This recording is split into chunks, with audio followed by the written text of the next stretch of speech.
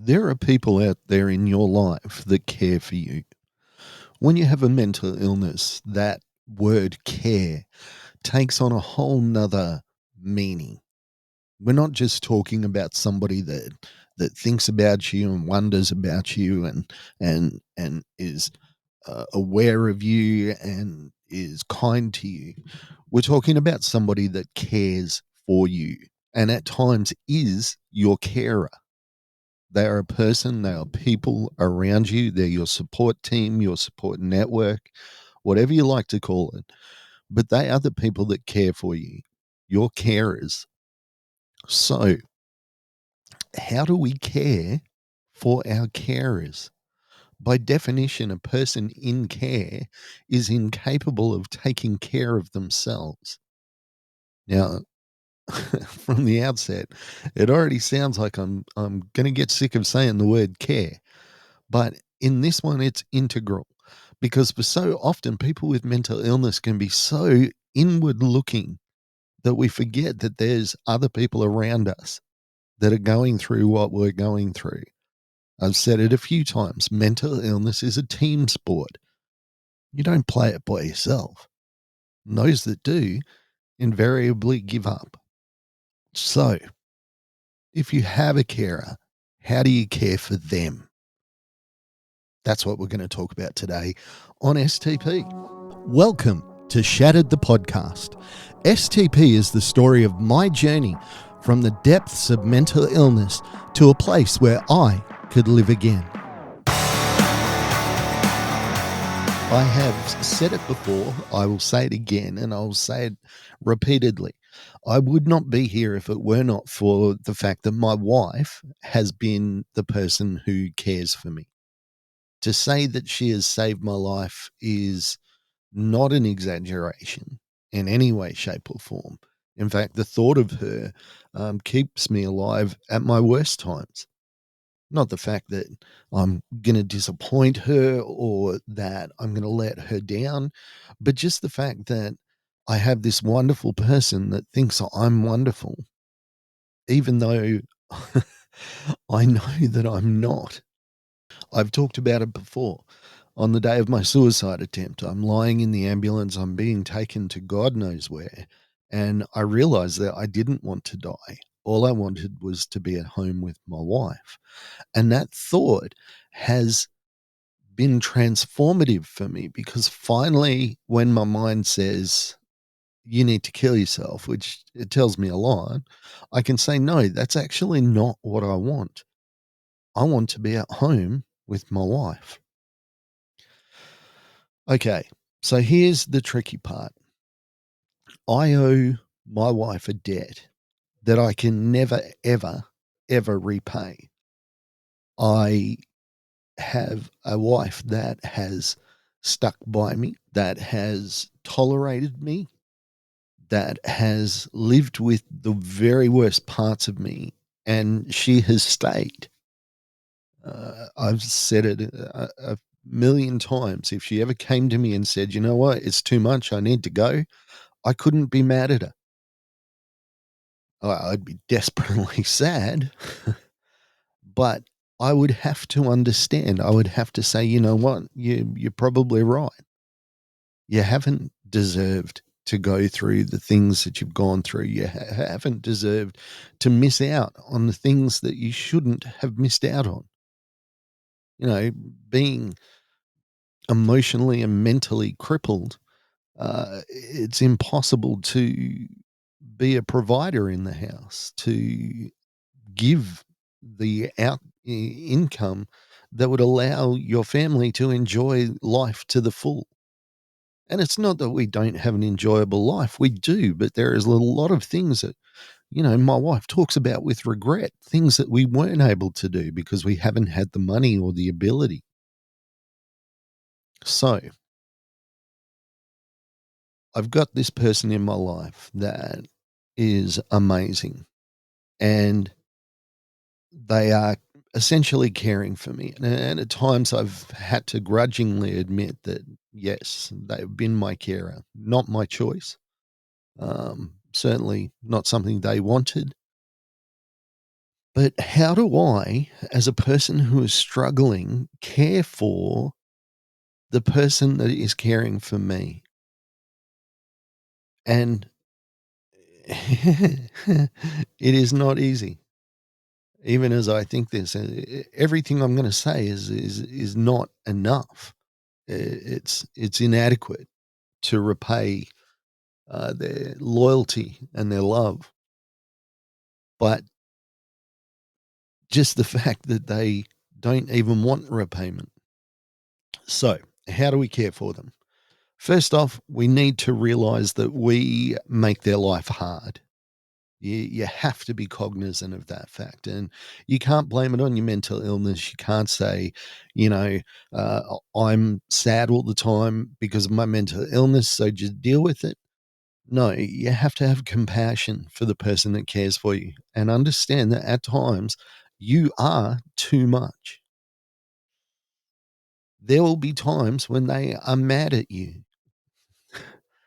Sometimes, well, most of the time, fair, quite rightly, but other times in ways that you'll see as being a little bit unfair. But the least that you can do is to forgive those little foibles.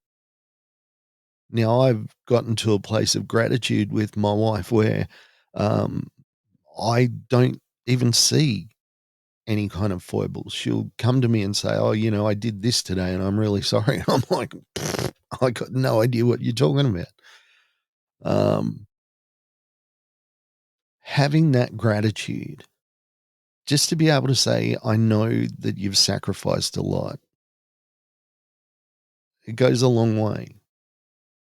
Now, there's giving them space, giving them opportunity to be themselves, to not care for you, to assure them at some stages that, hey, I'm okay today. You go do something that you want to do. Try to focus on them as much as you can. Try to, when it comes to birthdays, to Christmas, to Valentine's Day, try to go out of your way to do something extraordinary for you. And it might be as simple as just making dinner or going out and buying a present. Then, of course, I think the biggest one is to let them know that you are trying in whatever way that takes. Invite them into a session with your doctor. Tell them, I am doing my best to not allow mental illness to ruin my life and your life.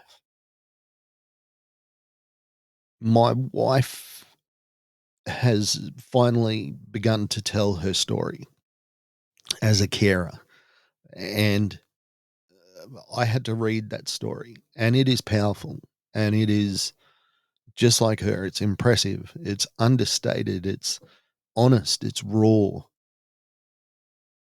But every time I hear it, every time I read it, I think, why have you stayed with this guy? I would look at somebody else that would put their wife through what I put my wife through, and I would say, you don't deserve it. She needs to leave you. I might even be a little bit down on her and say, she needs to have more self respect.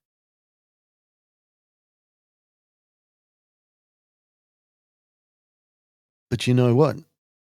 I can't look at it like that. I have to acknowledge that that's her feelings, that that's what she's been through. And what she's saying is not an implied criticism of me. It is just what has happened. So what's my role in hearing this story is just to say, "Oh, I'm trying." And one thing that she said, because I asked the question, I said, "Why'd you stay with me?" She said, "There was always the hope that you would come back to me." That's a powerful statement. She said, "When I got hurt, I left for work one guy, I came back another." And what made her stay, or what was the driving impetus for her to stay, was the fact that she could see that I was trying to come back. The good parts of me were working hard to work through the mental health symptoms which were showing just the worst of me, the anger, the silence, sometimes the cruelty through inaction, cruelty through, just not being compassionate.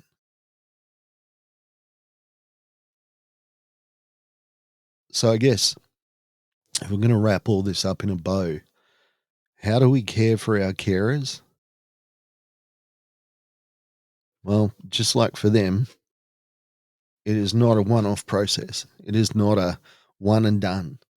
It's a constant thank you. It's a constant trying to do my best by her, by pushing myself out of my comfort zone sometimes, to do things I don't want to do, to ensure that maybe I can give her a little bit of joy, a little bit of peace, but also just to let her know in every single way that I can that I am trying, that I hate this mental illness. I hate the way that it makes me act at times, and I'm trying. It's a difficult one because I want to put up dot points and I want to do things and I want to have this done neatly and tidily. The fact is that this is real hard to talk about. And I'm struggling to get through this one today because every point that I've come up with, everything that I've written down just seems so inadequate to their sacrifice. How do you thank your carer? I want to thank her by just saying thank you. Let her know that in whatever way I can, I will try to make our relationship the best that it can be for as long as she'll put up with me.